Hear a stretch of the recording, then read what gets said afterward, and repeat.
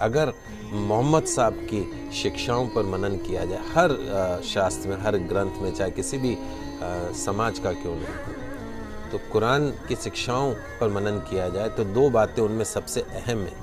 पहली, मोहम्मद साहब की शिक्षाएं किसी भी एक देश या एक धर्म के लिए नहीं है, सबके लिए है। और दूसरी जो उनकी शिक्षाएं हैं, आज से 1500 साल पहले जितनी वो प्रासंगिक थी, आज भी उतनी ही प्रासंगिक है। जीवन का कोई पहलू ऐसा नहीं जिसे बेहतर बनाने, अच्छाई को स्वीकार करने के लिए मोहम्मद साहब ने कोई संदेश न दिया हो कुरान में। उनकी बातें इंसानों को सच की राह दिखाती है। अर्थशास्त्र भले ही ब्याज को मूलधन का किराया, शुल्क या कुछ और माने, लेकिन एक इस्लाम धर्म ऐसा है जिसमें ब्याज को ममनू माना गया, अनुचित माना गया है ब्याज को। इस्लाम के मुताबिक ब्याज एक ऐसी व्यवस्था है जो अमीर को और अमीर बनाती है और गरीब को और गरीब बनाती है। 10% पे लोग ब्याज पे पैसा लेते हैं, शोषण का एक जरिया है।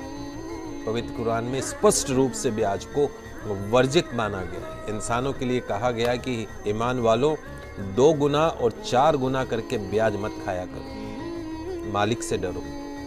ब्याज खाने से बरकत खत्म हो जाती है, ब्याज की कमाई से बरकत खत्म होती है। इंसान के द्वारा किए गए पुण्य भी ब्याज की कमाई से खत्म हो जाते हैं। ध्यान रखें, ब्याज धन को कम करता है, लेकिन दान पुण्य से धन कभी भी कम नहीं होता है। तो जो लोग ब्याज हासिल करने का निश्चय कर चुके हैं और उसके लिए बहाने बनाते हैं, तो यह एक शैतानी धोखा है। जो लोग ब्याज लेने को सही कारोबार साबित करने की कोशिश करते हैं, घर बैठे रहेंगे, ब्याज पे पैसा खाएंगे, और लोगों को भी यकीन दिलाते हैं कि ब्याज लेना उचित है, तो ऐसे लोग भी इसी प्रकार के शैतानी धोखे के शिकार होते हैं। जो लोग ब्याज खाते हैं, उनके बारे में कहा गया कि वे कयामत के दिन खड़े नहीं हो सकते, उसी तरीके से जैसे किसी को शैतान ने छूकर पागल कर दिया हो। यह इसलिए क्योंकि वे कहा करते थे कि व्यापार भी तो ब्याज के समान ही है।